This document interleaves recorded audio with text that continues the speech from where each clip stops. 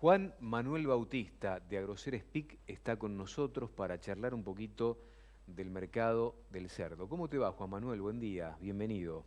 Hola, Silvio, ¿cómo estás? Qué gusto verte. Bueno, un placer como siempre. ¿Cómo está el negocio del porcino en la Argentina? Tengo entendido que en las últimas 2 semanas hubo una mayor demanda por el capón que permitió, por lo menos aquel que vende el producto terminado, capturar mejores precios. ¿Cómo están viendo el negocio en sí?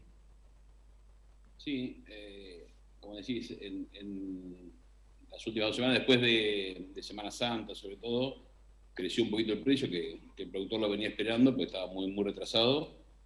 Hacía unas cuantas semanas que estábamos en el mismo precio. Eh, en realidad, si lo comparás con hace un año atrás, que empezamos la pandemia, en este momento estábamos desesperados casi por no poder sacar los animales, por un freno tremendo en las ventas. Desde ese punto de vista estamos bastante mejor. Desde el punto de vista de costos y precios, esperamos un poco más en cuanto a precios, pues sabemos que el mercado está difícil, que el consumidor está complicado, digamos, entonces, bueno, eso sigue siendo rentable, una rentabilidad baja, pero sigue siendo rentable, entonces, bueno, permite pasar estos momentos, ¿no? Cuando hablas de costos, ¿qué incide más hoy por hoy en los costos de la producción del cerdo? Uno puede imaginar el maíz, teniendo en cuenta que el cerdo es una gran cosechadora de maíz, ¿no? Cuando pensamos en los costos productivos.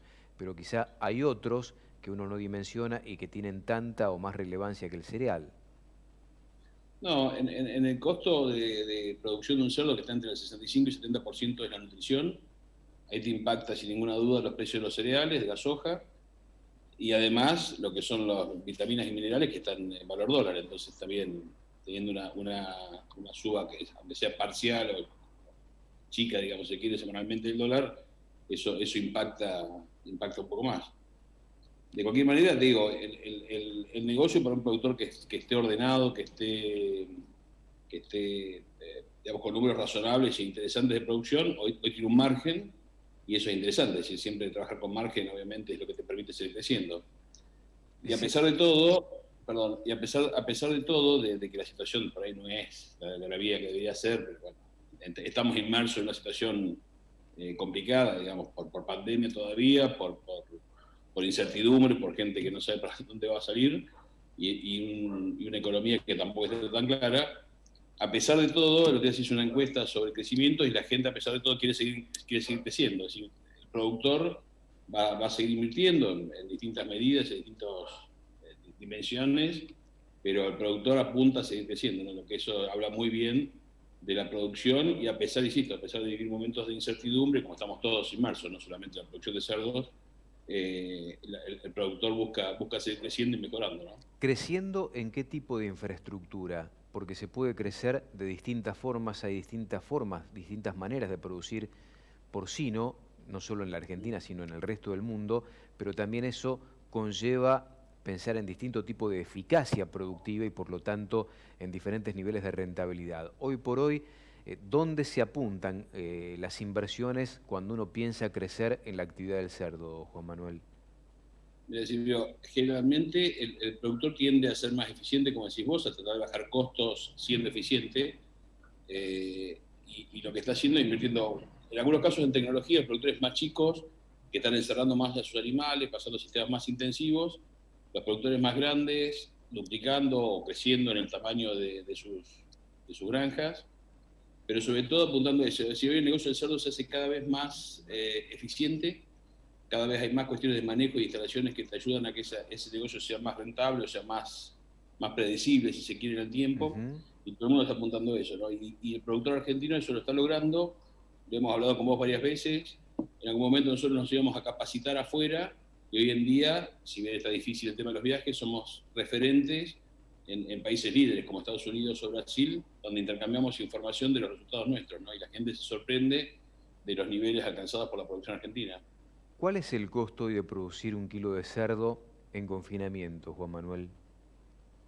Mira, cada vez que me preguntan esto, al rato tengo un montón de WhatsApp, eh, algunos felicitándome y otros diciéndome cosas no tan agradables.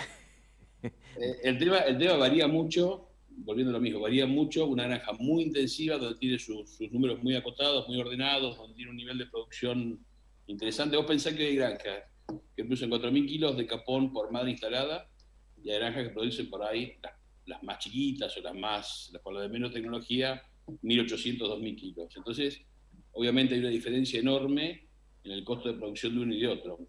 Si yo te dijera costos de producción de una granja intensiva, que es la que puedo hablar porque es la que más conozco, donde se mueve la mayoría de nuestros clientes, eso está alrededor de entre 95 y 105 pesos, te diría, sin contar amortizaciones. Eso es costo directo de producción. Uh-huh. Y un precio de venta de 125, 127, 120, depende cómo vendas. Eso estamos hablando, sin amortizaciones y sin IVA en las dos comparaciones. Entonces, digo, el número chiquito, en un productor más chico, digamos que por ahí tenga menos eficiencia, va a estar más cerca de los 115, 120 por ahí, y ahí el número se le complica bastante, ¿no? ¿Cómo está la demanda externa? ¿Cómo está la demanda china? Porque todo el mundo pensaba, vinculado a la actividad del negocio de agroalimentos, que China iba a recuperar considerablemente en este 2021 el stock de cerdos, en base a superar parcialmente esto de la peste porcina africana, pero daré la impresión, por los reportes que aparecen en el mundo, que a China quizá le cueste en el tiempo un poquito más de lo que muchos suponían. En función de esto, ¿cómo está la demanda? Sobre todo porque China, si consume alguna proteína animal, es la del cerdo, básicamente. Sí, sin duda. Mirá, la información que nosotros tenemos a través de nuestra empresa en China es que ellos están creciendo rápidamente, están recuperando rápidamente su stock de producción, pero hay un cambio fuerte en cuanto a la estructura y en cuanto a los tenedores de esa producción. Están saliendo un poco, de alguna manera, el productor familiar que hacía cerdos para su economía familiar, están transformándose en grandes empresas productoras de cerdo. Hoy el 35% del stock de cerdo lo tiene 50 personas en China, y se habla que para los próximos 4 o 5 años el 50% de la producción de cerdo va a tener 50 firmas, 50 dueños en China. Eso, imagínate que es un volumen enorme. Estamos hablando que el histórico de cerdas en China, 40 millones de cerdas en su censo. Están en vías de eso, todavía no llegaron obviamente, pero están en vías de eso. Nadie conoce exactamente tampoco los números de China, viste que China es medio hermético en ese aspecto, sí. Sí, son, por lo que dicen, yo no conozco China, pero digamos ellos tienen sus números, los esconden o no los publican, vamos a ponerlo así. Pero la información que tenemos nosotros propia, digamos, ha crecido muchísimo. En su momento se habían habilitado 11, 12 mil granjas, construyen a una velocidad enorme. Entonces yo creo que van a llegar, van a mejorar su número, van a ser más eficientes. Ahí salió una noticia que empezaron a dividir en regiones sanitarias China para manejar en forma regional el tema de la peste porcina y otras enfermedades. Es decir, me parece que están trabajando bien, les va a llevar tiempo indudablemente, tiene una cultura de producción familiar que va a ser muy difícil revertir, hay una cultura rural muy fuerte, pero me parece que el negocio en China, digamos, desde el punto de vista de producción, va a estabilizarse. Más profesionalización y más concentración también, por lo que contás. Sí. En el mundo la tendencia es concentrar la producción, ¿no? Es decir, en general de todas las producciones. En el caso de China, por los volúmenes que maneja y por la importancia política que tiene el cerdo en su economía, yo no tengo ninguna duda que va a haber una concentración más fuerte. Vos pensás que hoy en día las 3 empresas más grandes del mundo de producción de cerdo son chinas. Es decir, no necesariamente están en China, el caso de Smithfield, que está en Estados Unidos, y esas 3 empresas tienen más de 1 millón de cerdos un millón de cerdas cada una, dividida en un montón de granjas, obviamente, no en un solo lugar. Pero digo, si hoy China conoce el negocio, en un momento creo que se subestimó a la producción china. Hay distintos actores, ¿no? Es decir, está el actor familiar, el que tiene 4 chanchos y come eso durante todo el año, pero está el gran productor, el dueño de estas empresas que bueno, son empresas enormes y que de alguna forma regulan o rigen un poco el destino de la producción de cerdo en el mundo, ¿no? ¿Y las exportaciones argentinas siguen siendo capitalizadas por China, básicamente, Juan Manuel? Sí, hace un rato estaba hablando con una de las personas que conforma un grupo exportador, el dueño de un frigorífico, y sí, el 90% es China. Se está empezando a trabajar en otros mercados, mercados más cercanos, más regionales, o mercados para sus productos como África. La buena noticia es que ayer salió un tuit de GEPA, que es un consorcio de frigoríficos exportadores, que han triplicado, comparado con el trimestre del año pasado, la venta de carne al exterior. Eso es un muy buen dato. Pero por otro lado hay algunas limitantes como el tema puertos, el tema, me contaba esta persona que están enviando desde Chile la mercadería porque no pueden salir desde acá. Eso significa un costo un sobrecosto, digamos, en ese negocio altísimo. Es decir, como siempre, mejoramos por un lado y le embarramos por otro, ¿no? Entonces, digo, me parece que tenemos que empezar a trabajar sobre todo lo que es infraestructura, si queremos ser un país serio en cuanto a exportaciones y en cuanto a crecimiento de exportaciones, ¿no? Sí, la necesidad imperiosa de que lo público y lo privado generen cosas virtuosas en algún momento en la Argentina, más allá del día a día y del plato de todos nosotros, que es importante, por supuesto, atender, fundamental, sobre todo con una sociedad muy golpeada desde lo económico en los últimos tiempos y sobre todo desde la pandemia, pero si queremos crecer realmente y dar trabajo genuino a la población, hay que empezar a actuar en materia política de otra forma, ¿no? Contemplando las necesidades del privado para que genere las inversiones necesarias que permita darle trabajo genuino a la gente. ¿Cuál es el costo? ¿Tenés idea de lo que significa hoy producir en China? Porque en Argentina más o menos lo sabemos, lo dijiste, alrededor de un dólar y pico, producir un kilo de capón. ¿En China cuánto significa eso? Mira, hablaban en un momento, no tengo el número exacto, hablaban en un momento de alrededor de $5. Cuando se habló de que se venían para acá y qué sé yo, era un poco esa la comparación que hacían. Yo estimo que debe estar entre $3,50 y $4 el costo de producción, ¿no? Y si vos pensás que si bien son productores de maíz, son productores relativamente importantes de maíz, la cantidad de animales y de consumo en general que tienen entre personas y animales no alcanza para nada. Entonces, son importadores de soja, importadores de maíz. Bueno, es decir, hay toda una estructura de consumo enorme y eso indudablemente encarece sus costos, ¿no? Pero digo, en general no son tan competitivos. Hablando eso de China, si comparás por ahí la producción de Estados Unidos, indudablemente debe ser otro y otros costos, las de Milfilo o empresas de ese tipo.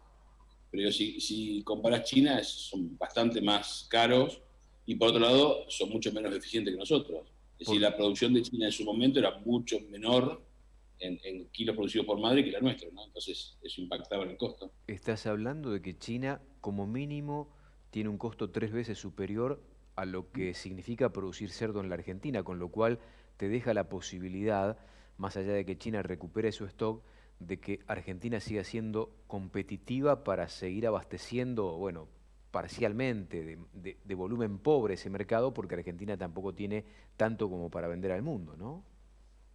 No, sin duda, Argentina desde el punto de vista de costos siempre fue competitiva y va a seguir siéndolo. Es decir, eh, insisto, somos, a pesar de que tenemos algunos costos superiores en algunos insumos, energía, combustibles y demás comparados con otros países, en cuanto tenemos entre comillas, la desventaja para algunos y la ventaja para otros que son las retenciones. En el caso del cerdo, tiene esa ventaja encubierta, digamos, ya que también lo discutimos con vos creo en la última charla, Ujú. que cuando se habían puesto el tema se discutía la 90 de maíz y demás. Es decir, que yo creo que es una solución temporaria, pero no es una solución definitiva, es decir, los costos van por otro lado. Eh, digamos, somos competitivos, Brasil es competitivo, Estados Unidos y América toda, sobre todo los productores de maíz y de soja, son países realmente competitivos en el comercio mundial de cerdos, ¿no? Entonces, Sí. debería meterse en la cola de todo eso, digo, y aprovechar la situación. Lo que se publicó la semana pasada en el boletín oficial, que no ha trascendido mucho y que yo no sé si es realmente importante o no para el sector industrial y productivo del cerdo. Se aprobó la compartimentación para los establecimientos porcinos por parte del SENASA. ¿Qué significa esto? Eso es una muy buena noticia, es un trabajo de la asociación y de la acción gremial de los productores. Se viene trabajando desde hace 2 años o más en ese tema. Eso permite, ¿qué es lo que hace? Caso de Santa Catarina en Brasil y ahora aplicaron 5 estados más. Son regiones o criaderos que vos habilitás con un nivel de enfermedad cero o un control sanitario determinado, donde vos podés certificar que en esa granja lo tenés X cantidad de enfermedades y vos certificás sobre eso. En el caso de Argentina, puntualmente, que es un país libre de PIRS, de PET, de todas las enfermedades víricas complicadas en el mundo, pero tenemos el limitante de lactosa. Si uno pudiera certificar, que es lo que se va a hacer, supongo, o compartimentar una determinada región donde no hay aftosa, vos podés empezar a pensar en mercados que hoy tienen limitantes, caso Japón, por ejemplo, casos países no aftóxicos. Entonces me parece que como avance es enorme, hay que implementarlo, hay que promoverlo, digamos, eso va a hacer que las granjas estén cada día más controladas sanitariamente, cada vez va a ser un beneficio para el país porque está consumiendo un producto de altísima calidad y certificado por todos lados. Si bien las enfermedades esas del cerdo no son transmisibles al humano, lo que está dando es un control sanitario mucho más fuerte sobre esos animales. Desde el punto de vista de exportación empieza a pensarse en nuevos mercados, entonces me parece que es enorme el paso que se dio con eso. Como decís vos, no se trascendió demasiado, la noticia no se divulgó lo suficiente, pero me parece que es un paso importantísimo. Juan Manuel, un placer como siempre. Te mando un fuerte abrazo, lo mejor para vos. Bueno, Silvia, muchísimas gracias y un abrazo para ustedes. Juan Manuel Bautista de Agroceres PIC charlando del mercado de cerdo. Interesante la alternativa que se le presenta a la Argentina desde los costos productivos, de lo que significa la demanda interna y la posibilidad también para el negocio externo en base a una demanda insatisfecha también a nivel mundial.